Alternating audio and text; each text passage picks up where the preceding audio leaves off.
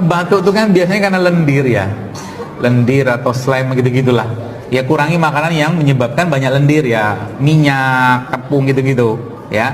Nah terus apa lagi? Ya banyak herbal-herbal murah meriah dan bisa kita bikin sendiri untuk menghilangkan itu. Contohnya apa?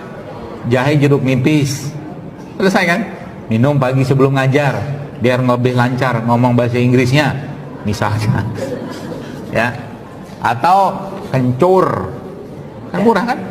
Geprek-geprek aja, kalau gigit aja kencur sebelum ngomong, nanti gigit kencur dulu kan, kencur itu kan panas ya, jadi anget di sini.